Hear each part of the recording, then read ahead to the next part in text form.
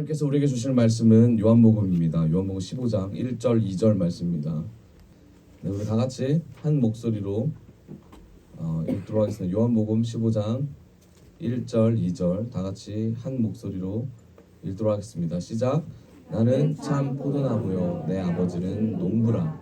물은 내게 붙어 있어 열매를 맺지 아니하는 가지는 아버지께서 그것을 제거해 버리시고 물을 열매를 맺는 가지는 더 열매를 맺게 하려 하여 그것을 깨끗하게 하시느니라. 아멘. 우리 한 번 더 읽어봅시다. 1절부터 2절 시작. 나는 참 포도나무요 물은 내게 붙어 있어 열매를 맺지 아니하는 가지는 아버지께서 그것을 제거해 버리시고 물을 열매를 맺는 가지는 더 열매를 맺게 하려 하여 그것을 깨끗하게 하시느니라. 아멘. 네. 할렐루야. 오늘 주님께서 우리에게 주시는 말씀의 제목은 당신의 열매는 무엇입니까? 당신의 열매는 무엇입니까? 라는 제목으로 말씀을 선포하도록 하겠습니다. 우리 앞집 사람과 인사합시다. 당신의 열매는 무엇입니까? 네, 인사할까요? 저의 열매는 예수 그리스도입니다. 네, 아멘. 예수 그리스도가 열매로 나타나는 귀한 인생 되기를 원합니다. 예수 그리스도가 매 순간 삶에서 나타나셔서 우리 삶을 이끄는 귀한 인생 되기를 축복합니다. 아멘. 예수로 사는 인생 됩시다. 아멘. 요한복음 13장부터 15장은 예수님의 마지막 설교십니다. 예수님께서 세상을 떠나 아버지께로 돌아갈 시간이 다 됐다고 말씀하시면서 선포하는 메시지입니다. 이 설교는 특정 인물들에게 했던 설교입니다. 그게 바로 제자들이었습니다. 그리고 그것에 대한 핵심은 명심해야 될 게 세 가지가 있는데, 첫 번째로 너희들 내가 떠날 테니 더 이상 근심하지 마라. 근심하지 말라는 메시지를 던집니다. 요한복음 14장 1절입니다. 같이 한번 봅시다. 14장 1절 읽어봅시다. 시작. 너희는 마음에 근심하지 말라. 하나님을 믿으니 또 나를 믿으라. 아멘. 아멘. 제자들임에게도 불구하고 그들의 마음은 예수 그리스도가 떠남과 동시에 어떤 마음이 드냐면 근심이라는 마음이 들었다라는 것입니다. 들 거라는 것입니다. 예수께서 말씀하십니다. 그 자리에 믿음을 가져라. 그 자리에 믿음을 가져라 라고 말씀하십니다. 여러분, 예수 그리스도의 그 자리에 떠나는 그 자리에 예수 그리스도가 주시는 믿음이 있기를 원합니다. 다른 것이 아니라 예수 그리스도로 인하여 나아가는 귀한 백성 되기를 원합니다. 두 번째로 예수님께서 말씀하시는 것은 성령 받아라 라고 말씀하십니다. 성령 받아라. 그 말이 뭡니까? 성령의 능력을 받아라 라는 말입니다. 요한복음 14장 26절입니다. 보혜사 곧 아버지께서 내 이름으로 보내실 성령, 그가 너희에게 모든 것을 가르치고 내가 너희에게 말한 모든 것을 생각나게 하시리라. 아멘. 보혜사 성령을 받으라고 예수님께서 단도직입적으로 말씀하십니다.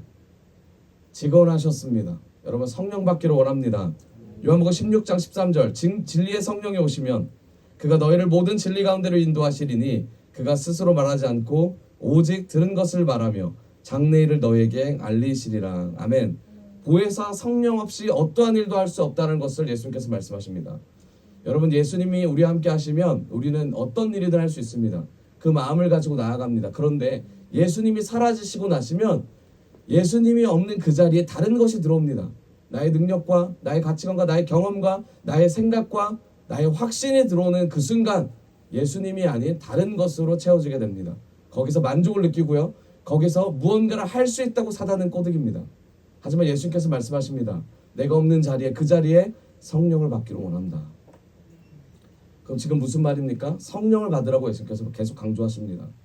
여러분, 무슨 메시지가 우리에게 흘러가야 돼요? 예수 그리스도가 주신 성령의 메시지가 흘러가야 됩니다. 왜 그렇습니까? 성령이 오시면 미래를 알게 됩니다. 장래일을 알게 됩니다. 성령이 오시면 우리가 어떤 존재인지, 어떻게 얼마나 부족한 죄인인지를 알게 되는 것이 성령이 알려주시는 메시지라는 거예요. 그렇기 때문에 성령을 받아 나아가기를 원합니다. 그것이 진리라는 겁니다. 진리로 인도하시는 귀한 백성 되기를 원합니다. 보혜사 성령 없이 어떤 일도 할 수 없을 뿐만 아니라 어떤 일도 이루어질 수 없다라는 것을 우리가 고백합시다. 그럴 때 하나님의 일이 우리의 삶 속에 우리를 통하여 일어나게 됩니다. 예수님께서 마지막 메시지는 여기까지 두 가지고 가장 중요한 메시지를 하십니다. 그게 바로 세 번째인데, 열매를 맺어라 라고 말씀하십니다. 열매를 맺어라. 여러분, 제가 여러분들께 도전을 드리고 싶습니다. 여러분 어떤 열매를 가지고 계십니까? 어떤 열매를 보이고 계십니까? 그 열매가 예수 그리스도이기를 원합니다. 어린아이부터 장년에 이르기까지, 노년에 이르기까지 각 단계별로 메시지가 선포되어야 될 게 있습니다. 각 단계별로 나와야 될 게 있습니다. 세상은 그렇게 말합니다. 각 단계별로 나와야 될 게 있다고 말해요. 하지만 성경은 말합니다. 각 단계별로 나와야 될 것은 예수 그리스도입니다. 어떤 순간에도 어린아이도 예수 그리스도가 나와야 되고요. 나이가 들고 천국을 바라보는 모든 백성들에게 예수 그리스도가 나와야 합니다. 그것이 열매라는 것입니다. 요한복음 15장 2절 같이 한번 읽어봅시다. 시작. 무릇 내게 붙어 있어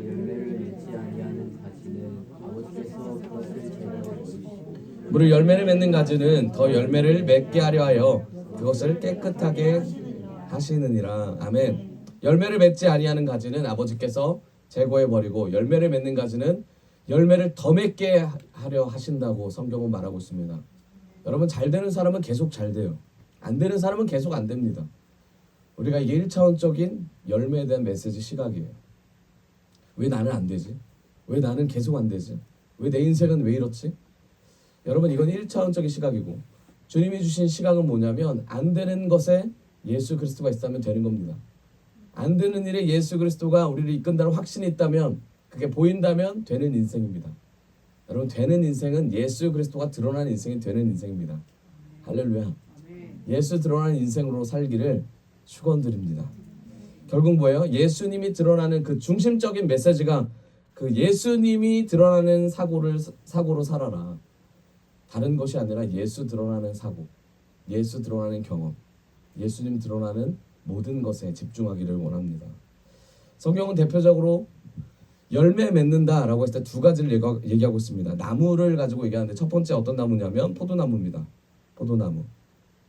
포도나무를 심는 이유가 뭡니까? 보려고 심습니까? 아니 목재로 쓰려고 심습니까? 그렇지 않다는 거예요. 포도나무는 열매 맺기 위해서 심습니다. 포도나무는 포도 열매를 주렁주렁 맺기 위해서 심는다고 성경은 말하고 있습니다. 두 번째 어떤 나무를 심냐면 무화과 나무를 심습니다. 무화과의 뜻이 뭔지 아십니까? 무화과는 없을무의 꽃화의 과실과자입니다. 꽃이 없고 열매만 있는 나무를 무화과라고 해요. 그럼 무화과의 목적은 뭐예요? 열매만 맺는 인생이라는 겁니다. 그런데 성경은 이 두 가지를 말하고 있지만 우리 크리스천들 그리고 많은 사람들은 열매를 그렇게 중요시 생각하지 않습니다. 그렇게 신경 쓰지 않아요. 왜 그러냐면 열매보다 지금 맡겨진 것에 충성을 다하면 반드시 열매가 있다라고 생각합니다. 여러분 생각해 보세요. 충성을 다하는 인생 가운데 하나님께 충성을 다 나아가는 가운데 나에게 열매가 없다고 생각하면 그 충성이 의미가 있습니까? 열매가 없는 인생으로 살아가는데 그 충성에 의미가 있습니까? 네. 의미가 있다라고 생각하시는 분이 이렇게 생각하겠죠. 돌이켜보니 내 인생에 열매가 필요한데 말이야. 열매가 없다면 어떻게 살지? 여러분 열매라는 것은 보여지는 것과 보이지 않는 것이 있습니다. 우리는 예수 그리스도를 얘기하지만 보이는 예수 그리스도가 있고 보이지 않는 예수 그리스도가 있어요. 결국은 한마디로 존재한다는 겁니다. 열매는 존재하는 거예요. 다른 사람에 보이지 않는 열매도 나한테 열매가 있으면 그게 존재한다는 겁니다. 보이진 않지만 나에겐 보인다면 그건 보이는 거예요. 상대방에게 기준을 두냐 나에게 기준을 두냐에 따라서 바뀐다라는 겁니다. 이게 첫 번째 열매 맺는 자의 사고라는 겁니다. 여러분 우리가 옆 사람을 봤을 때 열매가 맺어지냐 안 맺어지냐는 내 눈으로 그 사람을 봤을 때의 문제라는 거예요. 하지만 그 사람이 스스로가 나는 열매 맺는 인생을 살고 있어서 충성된 종으로 나아가고 있어 라고 하면 열매를 맺는다라는 겁니다. 그런데 이게 중심이 뭐예요? 내 중심이라는 거예요. 내 중심. 그래서 우리는 내 중심으로 열매를 맺어가면서 살아갑니다. 이게 보이는 열매를 쫓아가는 인생이에요. 그래서 크리스찬들이 저기 갔더니 은혜를 받더라. 저기 갔더니 말씀의 은혜를 받고 기도의 은혜를 받고 하나님께 나아갔더니 하나님께서 상급을 주셨더라 라고 말하는 것이 보이는 은혜라는 거예요. 누구의 관점으로? 나의 관점으로. 근데 성경은 나의 관점을 넘어서 누구의 관점으로 가라고 하냐면 예수 그리스도가 보는 시각으로 나를 보라고 말합니다. 그럼 뭐예요? 예수님이 나를 구원하셨고 나를 이 세상에서 제일 사랑하는 아들로 딸로 여김 받았다라는 그렇게 하고 계신다는 사실을 아는 순간 우리는 어떻게 합니까? 예수님 앞에 굴복하는 인생을 살게 된다라는 겁니다. 그 인생을 보는 눈이 열린 자가 열매 맺은 자라는 거예요. 그 인생이 열리셨습니까? 그러면 그 인생이 열렸다면 나한테만 열린 것이 아니라 다른 내 주변 사람들까지 그 눈으로 볼 수 있다라는 겁니다. 열매 맺는 자의 특징이라는 겁니다. 그러면 다른 사람을 볼 때마다 미워하는 사람, 시기하는 사람, 용서받지 못한 사람을 볼 때마다 그 인생도 마찬가지로 예수의 눈으로 보게 된다면 그 인생 또한 축복의 길로 갈 수밖에 없게 우리가 축복해 줄 수 있다는 겁니다. 그게 두 번째 열매 맺는 자. 그럼 세 번째는 뭘까? 보이지 않아도 쫓아갈 수 있는 믿음을 가진 자. 그게 바로 열매 맺은 자예요. 여러분, 제자들은 어디 있었을까요? 제자들은 어디 쪽에 있었을까요? 제자들은 두 번째까지 있었습니다. 두 번째. 근데 이 세 번째로 가려면 거듭난 인생을 받아야 돼요. 거듭난 인생.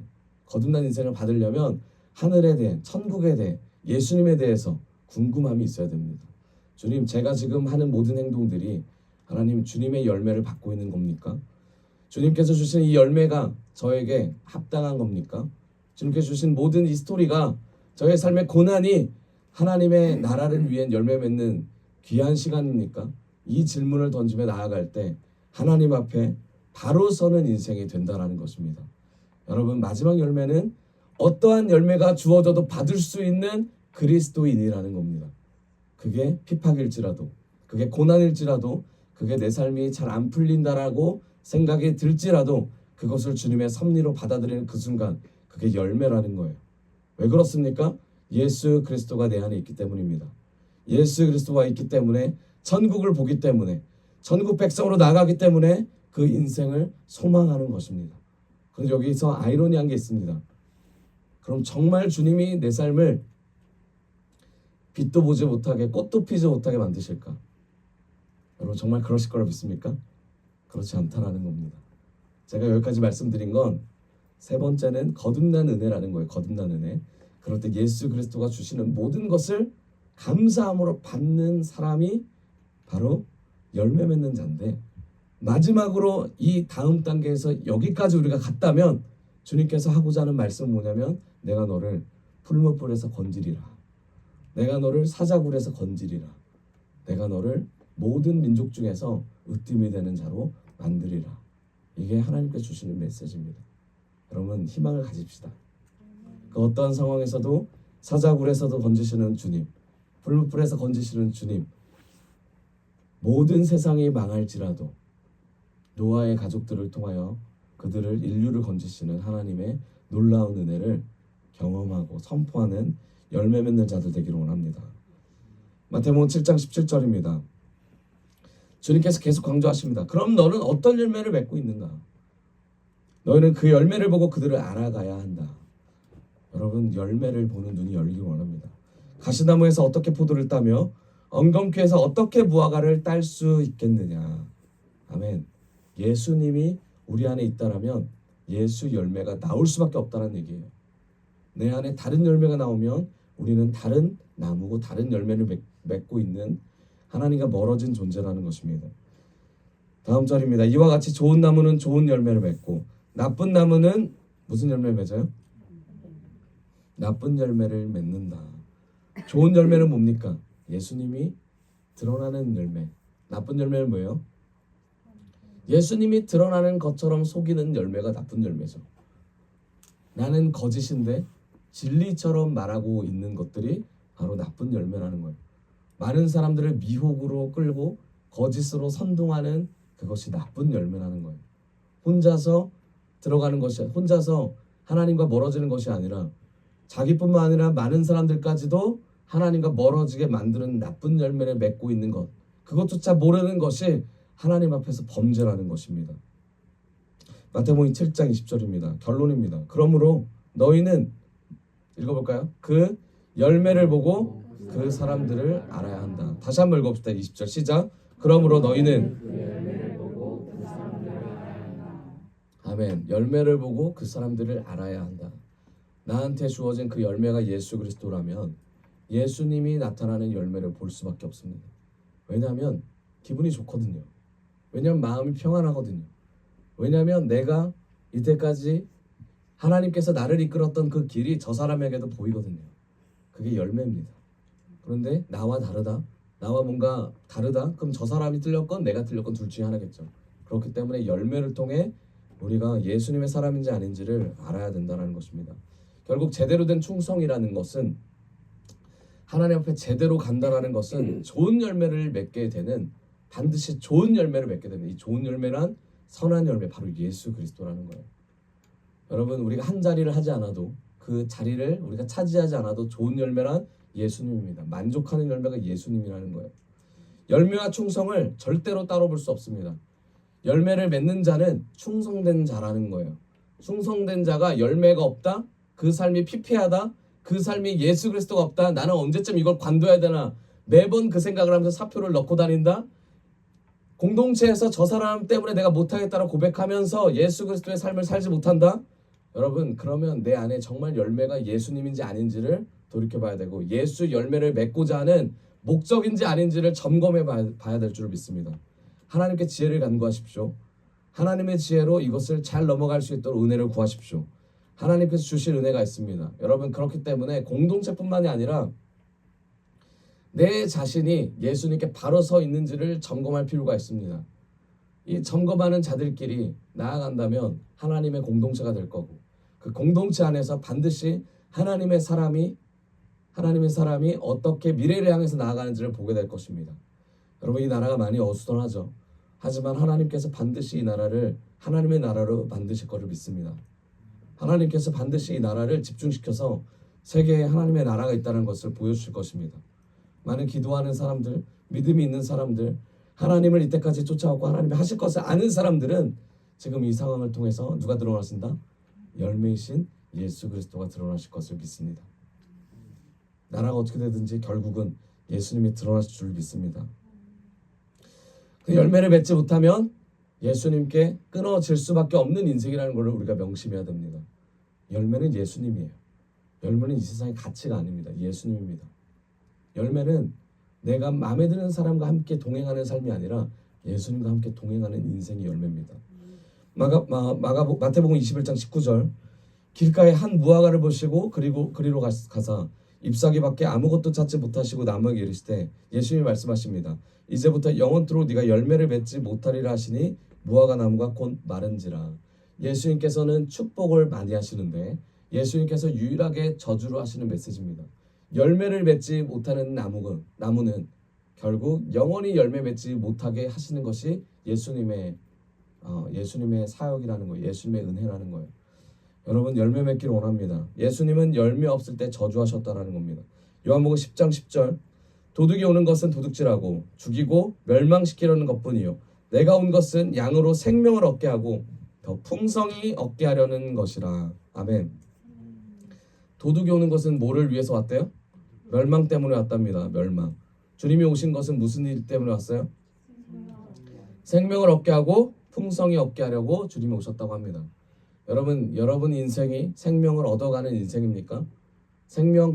주님이 생명 가운데 오셨습니까? 그리고 그 가운데 풍성한 은혜가 넘치십니까? 아니면 매 순간 생명 없이 살아가십니까? 아니면 매 순간 가진 것을 뺏기는 고통 속에 살아가십니까? 여러분, 열매에 초점 맞춰서 열매 맺는 인생 되기를 원합니다. 아까 말씀드렸듯이 그럼 예수님은 어떤 열매를 주고자 하냐? 하나죠. 예수 그리스도라는 열매를 주기를 원합니다. 세상을 이기는 지혜를 주고자 하십니다. 천국을 볼 수 있는 믿음을 주고자 하십니다. 담대함을 주고자 하십니다. 빌립보서 1장 11절, 예수 그리스도를 통해 맺는 의의 열매가 가득하여 하나님의 영광과 찬송이 되기를 기도합니다. 아멘. 바울의 기도예요. 바울의 고백입니다. 예수 그리스도 통해 얻는 의의 열매가 가득하기를 우리 삶에 적용하기를 원합니다. 우리 삶에 들어오기를 원합니다. 여러분, 저는 매일 아침에 일어날 때 이런 고백을 합니다. 하나님, 오늘 주님께서 주신 24시간의 시간에 감사합니다. 이 삶 속에서 열매 맺는 인생 되게 하여 주시옵소서. 제가 어떤 것을 하든지 간에 하나님의 열매가 제 눈에 있기를 원하고, 그 삶을 통하여 예수님이 드러나시고 예수님만이 왕되심을 선포하는 하루가 되게 하여 주시옵소서. 이 고백을 합니다. 마무리 기도도 마찬가지예요. 하나님, 오늘 하루 책임져 주심에 감사합니다. 주님의 왕된 삶, 주님 전부인 삶을 살게 해주심에 감사합니다. 이 고백이 우리에게 일어날 때 반드시 왕이신 주님이 내가 왕이다를 선포하시는 그때가 있습니다. 그때를 우리가 목소리로 그리고 마음으로 선포하기를 원합니다. 그러면 준비를 하셔야죠. 그러면 준비를 하셔야 됩니다. 어떤 준비입니까? 내 안에 예수 충족되는, 예수 붙잡는 삶으로 계속 나아가야 합니다. 여러분, 여기까지는 상식적인 이야기를 했어요. 너무나 당연한 얘기입니다. 그렇죠? 우리의 열매는 뭐다? 예수님입니다. 예수님을 통하여 우리의 모든 것이 변화된다. 그 보이는 열매와 보이지 않는 열매와 주님이 원하시는 것을 순서대로 말씀드렸습니다. 그런데 여기서 우리가 질문을 던져야죠. 질문을 해봐야죠. 그럼 그 열매는 어떻게 얻는데? 예수님을 그럼 어떻게 받아들일 수 있는데? 내 삶에 예수가 드러나는 게 뭔데? 이 질문이 되지 않으면 우리는 머리로 열매를 맺게 되는, 하지만 정작 진리로 진실로 열매를 맺지 못하는 그런 삶에 빠지게 된다는 것입니다. 반드시 열매 맺을 때는 전략이 필요합니다. 전략이 필요해요. 성경을 읽고 성경대로 살아내려면 우리의 삶이, 내 삶이 어떤 삶인지를 돌아볼 수 있는 전략이 필요합니다. 전략이 필요하려면 반드시 기도의 용사가 되어야 합니다. 우리 삶에서 어떻게 예수의 열매를 맺는가, 두 가지를 말씀드리겠습니다. 첫 번째, 붙어 있어야 합니다. 붙어 있어야 돼요. 우리 옆 사람과 인사합시다. 예수께 붙어 있읍시다. 네, 예수께 붙어 있는 인생으로 살아야 합니다. 예수께 붙어 있는 인생이라는 건 이런 거예요. 감정이 나올 때 내 감정을 그대로 드러내는 것보다 이 감정 가운데 예수를 바로 초청하는 겁니다. 바로 초청하는 거예요. 제가 이제 아이를 키웁니다. 아이를 키우는데 애가 아파요. 애가 아팠어요. 어제 오늘 아팠는데 이제 열이 막 올라갑니다. 38도로 막 올라 39도까지 찍는데 해열제를 먹였는데 내려가지가 않아요. 여러분, 여러 가지 감정이 들어요. 이제 부모님이 되신 분들은, 그 부모님이신 분들은 잘 아시겠지만 자녀가 아픈 것만큼 마음이 아픈 거 없습니다. 근데 주님께 고백해요. 어떤 고백이냐면, 주님, 이 마음을 가지고 하나님께 드립니다. 하나님께 나아갑니다. 여러분, 제가 아이를 가지고 얘기했지만 이것뿐만이 아니에요. 부당한 마음을 당했을 때, 부당한 일을 당했을 때 마음에 올라오는 간접적인 얘기들, 직접적인 마음들이 있어요. 부당하다. 내가 언젠가 복수하겠다. 용서되지 않는다. 마음이 있어요. 그런데 그때 예수를 선포해 보십시오. 예수님 이름 한번 불러보십시오. 붙잡으란 말도 안 합니다. 예수님 불러보세요. 예수님 이름 자체가 예수 이름의 능력이 있다는 것을 믿고 선포할 때 그 이름이 내 삶을 이끈다는 것을 알게 됩니다. 간단한 것 같지만 이 간단한 걸 우리는 못해요. 왜냐하면 우리 삶의 주인이 예수님이 아니라 나이기 때문입니다. 내가 올라오기 때문에, 나이기 때문에 예수님을 선포할 수가 없습니다. 근데 예수님이 이걸 원하세요. 예수님, 이 한마디에 모든 것이 다 담겨 있습니다. 주님은 그걸 원하십니다. 나를 주님께서 돌아보게 만드실 뿐만 아니라 너의 주인이 누구냐를 그 순간 말씀하십니다. 여러분, 그럴 때 하나님이 우리에게 평화와 화평을 주십니다. 이것이 붙어 있음의 시작입니다. 어렵지 않죠? 어렵지 않은데 할 수 없는 우리 자신을 직면하게 될 겁니다. 이름을 선포할 수 없는 내 자신을 직면하게 될 겁니다. 어렵지 않지만 그 어려운 걸 사단이 할 수 없게 우리를 붙잡습니다. 매인 게 풀리는 은혜가 되기를 원합니다. 사단의 권세가 아닌 예수님의 권세에 매이기를 원합니다. 반드시 예수 그리스도의 이름을 선포할 때 그 능력이 우리의 삶을 이끌게 하는 귀한 인생 살기를 원합니다. 앞뒤 사람과 인사합시다. 예수 이름에 권세 있습니다. 아멘. 아멘. 그래서 붙어 있다라는 것은 결국 예수님이 나오는 거고, 그리고 예수 이름을 나올 때 거기서 열매가 나오는 것입니다. 요한복음 15장 4절. 내 안에 거하라 나도 너희 안에 거하리라. 가지가 포도나무에 붙어 있지 아니하면 스스로 열매를 맺을 수 없음 같이 너희도 내 안에 있지 아니하면 그러하리라. 아멘. 예수님을 선포하는 그 순간 예수님의 열매가 맺혀지게 됩니다. 화평과 희락과 온유와 자비와 오래 참음과 양성과 그 밖에 하나님께 주신 성령의 9가지 열매뿐만 아니라 하나님의 사람들까지 붙여주는 은혜를 맛보게 됩니다. 여러분, 내 주변에 하나님의 사람이 없다? 그럼 나를 돌아봐야 돼요. 내가 하나님의 사람인가? 내 주변에 하나님의 말을 하는 사람이 없다? 그럼 나를 돌아봐야 돼요. 내가 하나님의 사람인가? 하나님의 사람 옆에는 반드시 하나님의 사람이 있습니다. 하나님의 사람의 공동체에 속한 사람은 반드시 그 공동체가 하나님의 사람의 공동체가 됩니다.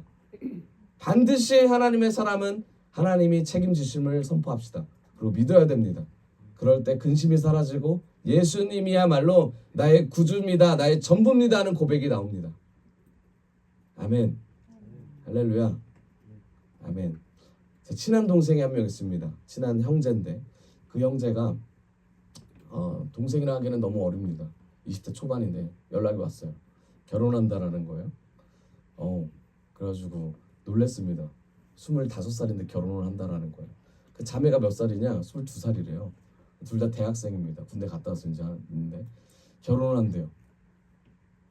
그래서 제가 세 가지 질문을 했습니다. 뭐 심도 있는 질문은 아니지만 세 가지 질문을 했습니다. 첫 번째, 결혼의 확신은 어디서 왔는가? 그 친구가 이런 말 하는 거예요. 학교에서 서클 활동하다 보니까 우리가 말하는 모든 것마다 예수님이다 라고 얘기를 하더라고요. 그래서 그게 결혼의 핵심이냐? 그랬더니 그건 결혼의 핵심이 아니었대요. 오케이, 1번 질문 합격. 자, 2번 질문. 자, 그러면 그 사람을 봤을 때 마음이 뛰는가? 예수님을 말한다고 해서 마음이, 그 사람을 봤을 때 마음이 뛰지는 않을 수 있잖아요. 그냥 동역자로 넘어갈 수 있잖아요. 그랬더니 이런 말 하는 거예요. 그 사람의 마음이 뛰지는 않았는데 하나님께서 나에게 붙여준 사람이 아닌가 고민을 했다라는 거예요. 그래서 제가 갸우뚱했습니다. 갸우뚱. 결혼을 한다고 물어봤어요. 그랬더니 이런 말 하는 거예요. 그 사람에겐 하나님의 비전이 있습니다. 그 사람에겐 하나님의 은혜가 있습니다. 그 사람을 말할 때는 내 안에 있는 비전까지도 생각나게 만듭니다. 그 사람을 통해서 하나님이 나를 어떻게 보시는지를 알게 됩니다. 그 사람을 통해서 하나님이 살아계신다를 알게 되고 내가 얼마나 소중한 존재인지를 알게 됩니다. 제가 그랬어요. 그래서 결혼을 준비한 거야? 결혼을 생각한 거야? 이게 두 번째였습니다. 그랬더니 근데 여기까지는 사단의 시험일 수 있어서 여러 가지 고민했다는 거예요. 마지막 세 번째는 뭐냐면 이거였다는 거죠. 세 번째는 뭐였냐면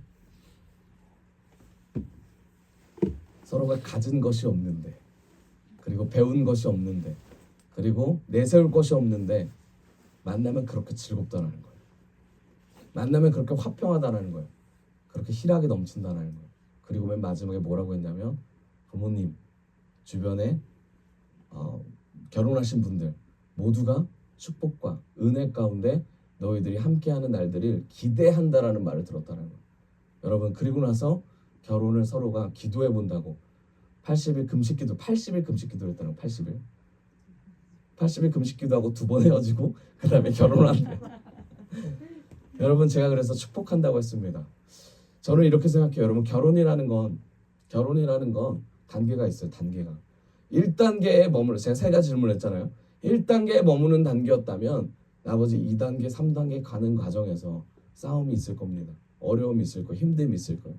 2단계에 있다면 3단계 가는 과정에서, 여러분, 저는 이 형제를 통해서 가장 귀한 은혜를 받아서 뭐였냐면, 나에게 붙여주는 배필, 나와 함께하는 공동체, 배필이 아니어도 돼요. 공동체를 통해서 내가 하나님 앞에서 비전을 받는다면, 그 사람을 통해서 하나님의 사람이라는 걸 내가 알게 된다면, 여러분, 그것만큼 은혜로운 자리가 없다고 생각합니다. 그것만큼 귀한 사람이 없다고 생각합니다. 그런데 상대를 통해서 내가 얼마나 부족한지만 알게 된다면, 야, 쟤는 네 나이 때 뭐 하는 줄 알아? 내가 저 사람 봤는데, 내 선배는 내가 봤는데 너 뭐 하는 줄 알아? 저 사람이, 저 형제가, 저 자매가 어떻게 대하는 줄 알아? 야, 봐봐, 쟤네들 봐봐. 이런 행동을 한다면 저는 헤어져야 된다고 생각합니다. 저는 이 상황에서 그 공동체가 바르게 가지 못한다고 생각합니다. 결국 뭐예요? 예수님이 드러나는 열매를 서로가 가지고 있는가? 결혼하신 분들도 마찬가지예요. 결혼하신 우리 집사님들, 형제님들, 자매님도 마찬가지입니다.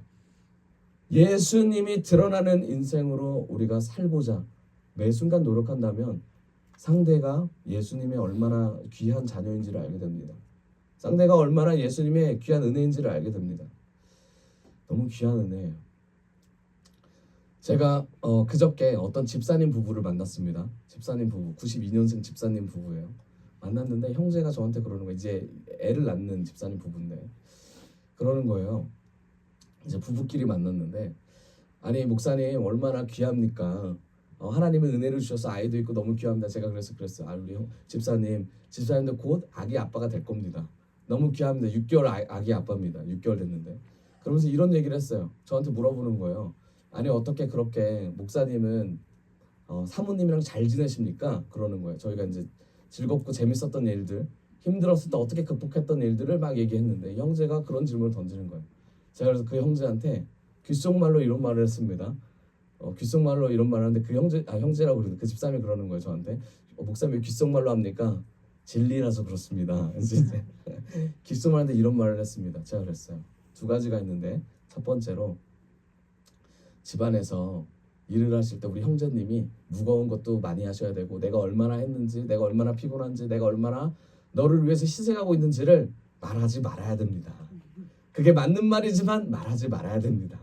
그랬더니 저한테 뭐라냐면 제가 그걸 열심히 노력하고 있는데 이제야 드디어 말하려고 했는데 목사님을 통해서 주님의 음성을 들었습니다. 한 달은 더 참아보겠습니다. 그러는 거예요. 그게 첫 번째였고 두 번째는 뭐였냐면 귓속말에도 이런 말을 했습니다. 아내를 꽃과 같이 대해야 됩니다. 여러분 아내를 꽃과 같이 대해야 됩니다. 라는 무슨 말이냐면 저한테 그러는 거예요. 그럼 무슨 말입니까? 참 어려운 말입니다. 그 아무리 꽃과 같이 대한다고 밖에서 꽃이라고 말을 해도 내 옆에 있는 사람이 꽃이라고 얘기하지 않으면 내 아내는 시듭니다. 이런 말을 했어요. 마찬가지인 것 같아요. 하나님의 관계에서도 마찬가지예요. 주님은 우리를 뭘로 보시냐면 사랑하는 아들, 꽃과 같은 존재, 나의 형상, 어여쁜 자야 라고 말씀하십니다. 그러면서 주님이 우리한테 가장 위대한 꽃, 가장 아름다운 꽃을 말씀하실 때 누구를 대조해서 보시냐면 예수 그리스도를 보시면서 말씀하시는 거예요. 그래서 우리에게 뭐가 나타나야 되냐면 가장 아름다운 꽃인 예수님이 드러나야 된다는 겁니다. 그럴 때 하나님이 우리의 삶을 너무 아름답게 보세요. 그런데 내가 예수님은 더러워요, 예수님은 나한테 필요 없어요 라고 말하면서 나를 들이낸다면 하나님 뭐라고 하시냐면 내가 원하는 꽃이 아닌데 내가 원하는 곳이 아닌데 그렇기 때문에 주님께서 우리에게 고난을 주시고 그렇기 때문에 우리의 생각을 바꾸시려고 하시는 거예요. 어떻게 하기 위해서? 우리 삶에 예수님이라는 꽃이 드러나게 하기 위해서. 상대방이 그대로 드러나는 그 삶을 우리가 인정해 줄 때 그 사람은 그대로 드러난다라는 거예요. 근데 그 사람이 인정받는다고 내 와이프, 내 사람들이 인정받는다고 그대로 할 것 같아요? 여러분 사람은 성장하기 마련입니다. 사람은 성장할 수밖에 없어요. 그래서 뭐라고 하냐면 그래 나는 원래 공주였어. 나는 원래 왕자였어. 그럼 한번 나를 섬겨봐. 죽을 때까지 섬겨봐. 어디까지 하는지 보겠어. 이런 사람은 없다라는 거예요. 내가 진심을 다해서 그 사람을 섬길 때 예수님의 향기가 나올 때 그 사람에게 열매가 어떤 열매가 나오냐면 그 사람 또한 나도 이때쯤이면 섬겨야 되는 거 아니야? 라는 마음이 생긴다라는 거예요. 여러분 이게 크리스찬들의 놀라운 예수 그리스도가 나오는 놀라운 기회라는 거예요. 기회. 여러분 나를 주장하는 것이 내가 세워지는 것이 아니라는 겁니다. 예수를 주장하길 원합니다. 예수의 삶이 우리에게 입혀지고 심겨지고 예수님이 우리에게 드러나실 때 그럴 때 예수님이 말씀하세요. 뭐라고 말씀하시냐면 내 안에 거하라. 나도 너희 안에 거하리라. 여러분 이게 해답입니다. 키라는 거예요.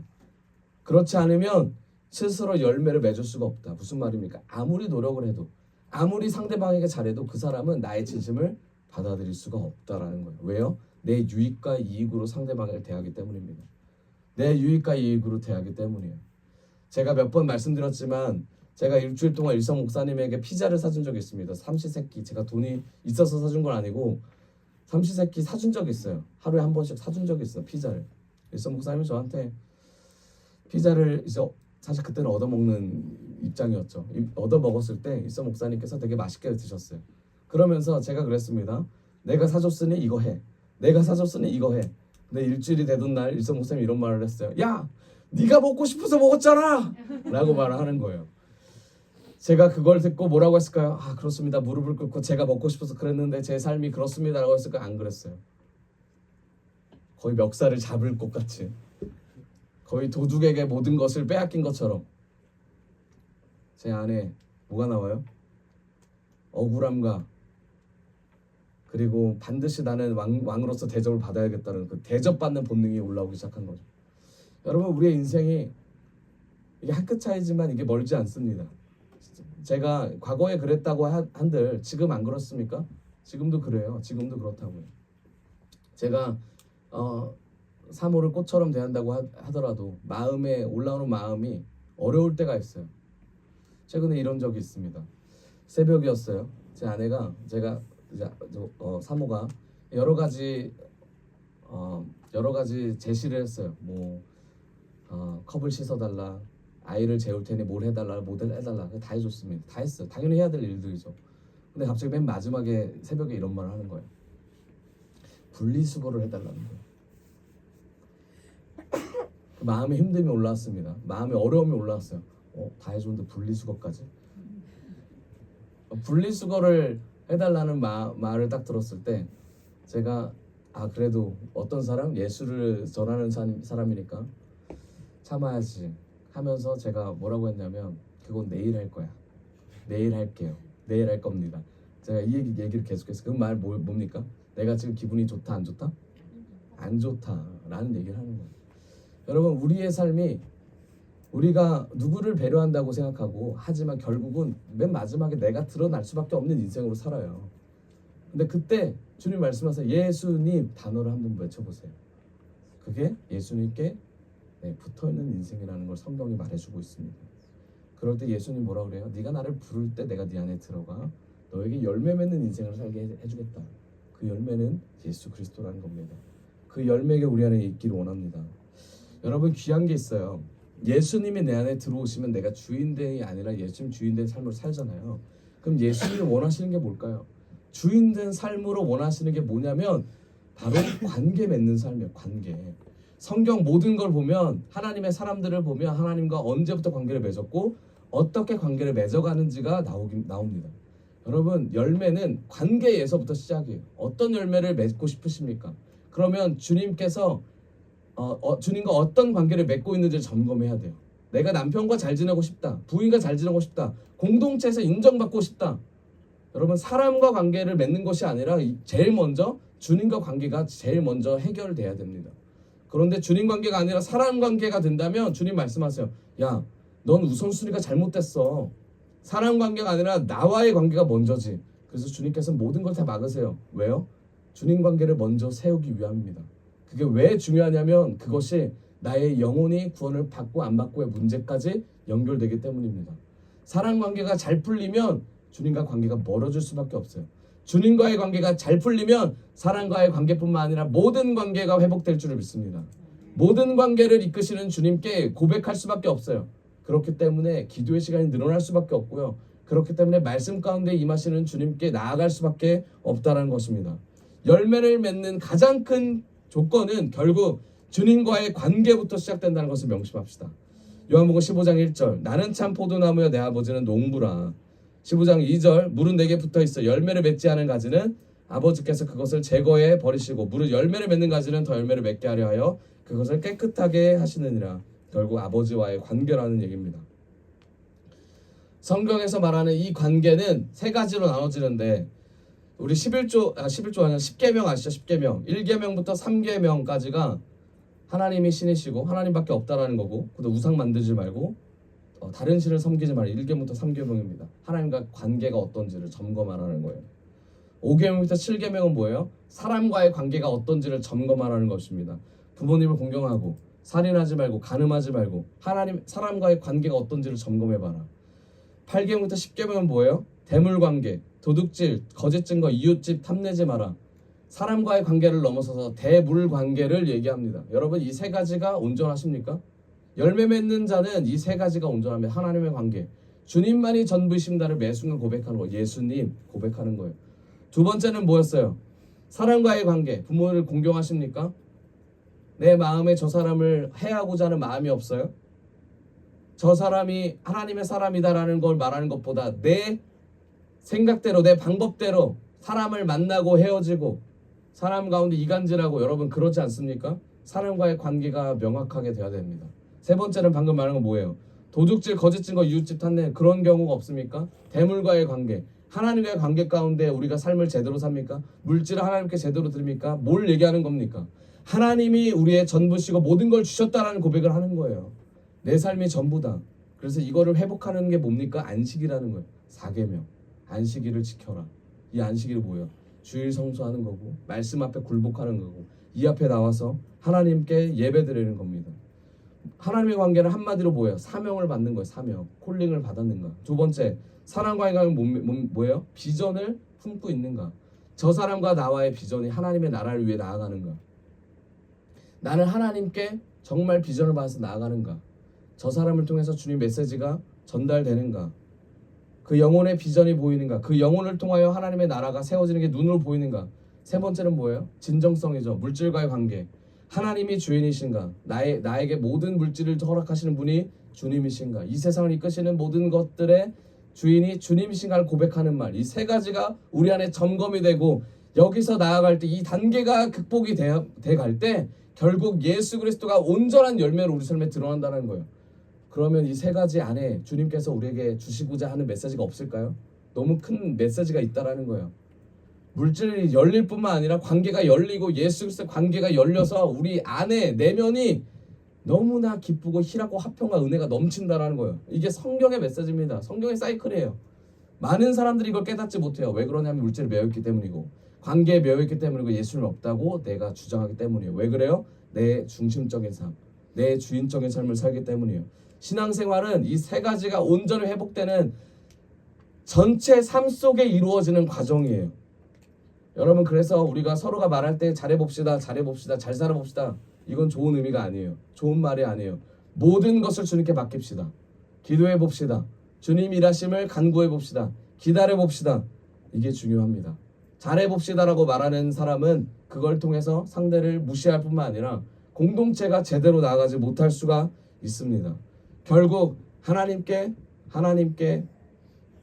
나아가고 예수의 열매를 맺는 사람은, 그리고 예수님께 나아가는 사람은 하나님이 이끄시는 사람이라는 겁니다. 열매가 예수 그리스도가 드러나기를 원합니다. 반드시 예수 열매로 나타나야 됩니다. 여러분, 예수님이 내 안에 거한다는 얘기는 한마디로 붙어있다는 얘기인데 예수님이 밖이 아니라 내 안으로 들어오신다는 얘기예요. 방관자가 아니라 주인으로, 객체가 아니라 주인으로 살아가신다는 얘기입니다. 열매를 맺으려면 반드시 예수님이 내 안에 들어오셔야 되고 그 들어오신 예수님을 통해 공동체에 들어가야 됩니다. 쉽게 말해서 선교의 열매를 맺으려면, 전도의 열매를 맺으려면 그 장소에 가야 된다는 거예요. 그 자리에 가서 열매를 맺고자 하는 것을 눈으로 봐야 된다는 겁니다.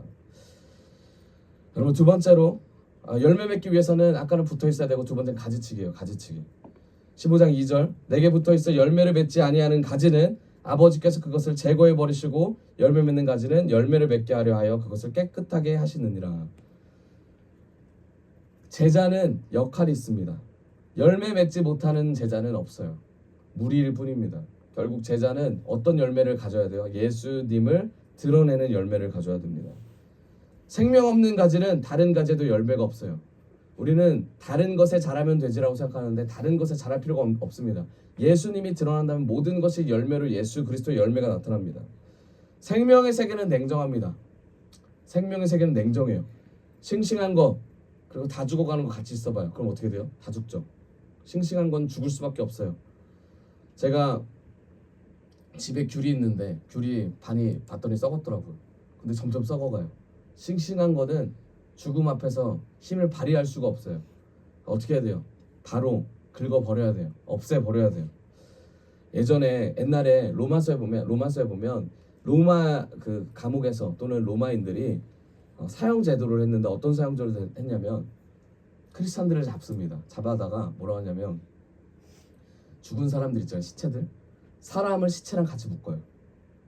그게 형벌이었어요. 사람을 시체랑 같이 묶어서 죽은 사람 앞에서, 그러니까 죽은 사람 붙여놓는 거죠. 그럼 죽은 사람이 뭐가 생겨요? 구더기가 생기죠. 구더기가 생기고 죽어갑니다. 그럼 그 죽음의 영이 어디까지 가요? 살아있는 사람까지 가요. 죽음이 흘러가. 이게 로마의 형벌이었어요. 마찬가지예요. 죽음이라는 거는 결코 혼자 죽지 않는다라는 거예요. 그렇기 때문에 우리가 가지치기가 필요해요. 가지치기.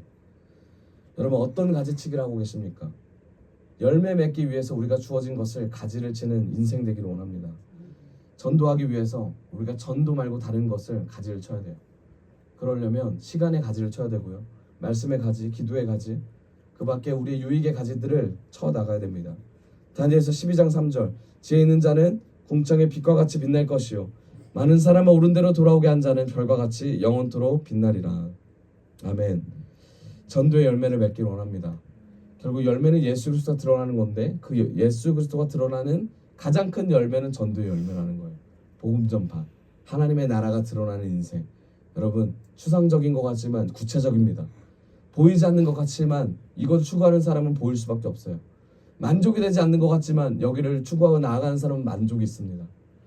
예수 그리스도가 드러나지 않는 인생 같지만 드러난다고 고백하고 예수님을 선포하는 인생일 때 내 인생의 모든 것이 예수님 아닌 것이 끊어짐을 경험하게 될 겁니다. 중요한 것은 가지치기를 통해서 예수님이 드러나는 인생을 살아야 한다. 내면이 내적으로 성령의 열매를 간구할 때 외적으로 반드시 열매 맺는 인생으로 나아갈 줄을 믿습니다. 여러분, 그런 인생을 살고 싶지 않으세요? 그런 인생 살고 싶지 않으세요? 네, 아멘. 어떠한 타이틀이 아니라 어떠한 주님이 주시는 축복과 은혜가 아니라 우리 안에 근본이신 예수님이 드러나셔서 열매 맺는 인생 살기 원합니다. 하나님이 책임져 주실 줄 믿습니다. 믿음으로 선포해 보십시오. 그 믿음의 열매가 예수님, 그리고 예수님이 말씀하신 장차 일어나는 일들을 보게 될 줄 믿습니다. 그럴 때 그런 사람을 만나게 되고 그런 사람을 통하여 하나님의 비전을 알게 되고 나를 창조하신 목적이 무엇인지를 다시 한번 재점검하는 시간이 될 줄 믿습니다. 말씀의 결론을 맺겠습니다. 우리에게 열매가 있습니까? 그 열매가 어떤 열매입니까? 열매를 보여달라면 어떤 열매를 보일 수 있겠습니까? 우리의 열매는 예수님입니다. 우리의 열매는 보이지 않는 예수님, 보이는 예수님, 결국 부활하신 예수님, 그 예수님을 통하여 우리의 구원이신 전부이신 예수님을 드러내는 것이 열매가 되어야 될 줄 믿습니다. 가지를 쳐야 되고요. 붙어있는 인생을 살 때 주님께서 우리의 인생을 책임져 주실 줄 믿습니다. 나를 드러내는 인생을 산다면 열매랑 멀어지고 내가 전부인 인생을 산다면 예수님께서 기다리실 겁니다. 여러분, 예수님 일하시길 원하신다면 고백해 보십시오. 예수님, 나와 함께하여 주시옵소서. 네, 우리 시간 찬양하며 나아갑시다.